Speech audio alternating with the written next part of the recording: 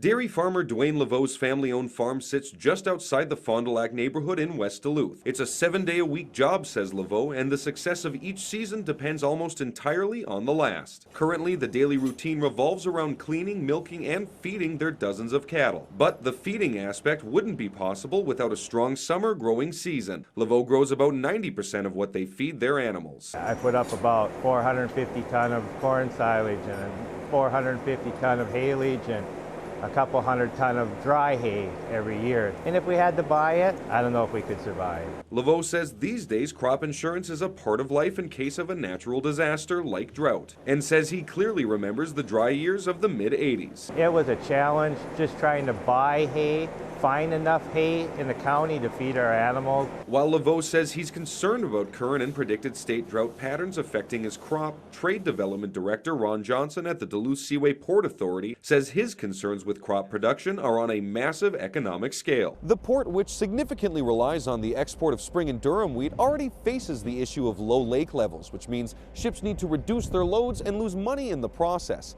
If the drought continues to impact grain and wheat production, Europe could basically cut the U.S. out of the export market by sticking to their own supplies. And then we are less competitive in the world market, which is very competitive right now when there's plenty of wheat around. You know, we're quite a distance from the market. The drought also raises concerns about fire danger. At the Minnesota Interagency Fire Center in Grand Rapids, DNR Wildlife Suppression Supervisor Ron Stoffel says Pine County is still sitting on acres of fuel in the form of fallen trees from a 2011 windstorm. We've beefed up some equipment and crews in the Pine County area on our side, and Wisconsin DNR has done the same thing. Stoffel says the snowfall doesn't do much to saturate the now frozen fuel, which usually happens in the fall. Come March, that fuel will be available. Almost right away, just a short period after the snow leaves. Even when the snow melts, the frozen ground isn't going to let the soil soak it up, and most of the water will simply run off. So it'll recharge some of the swamps and stuff and streams, but it really isn't going to do a whole lot for ground moisture.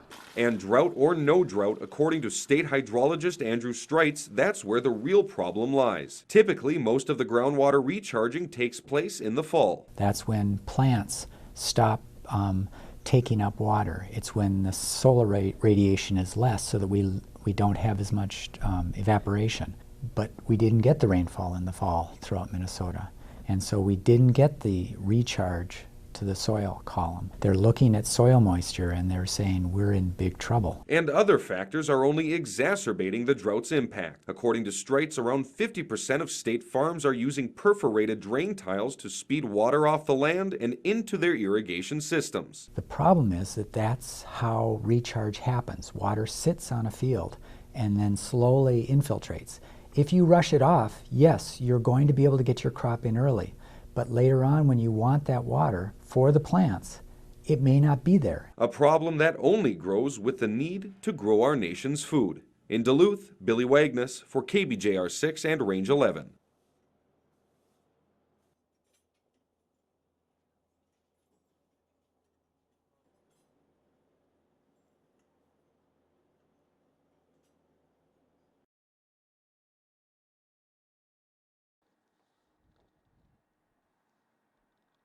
Basically the hose comes out and then the guy walks away with the pack.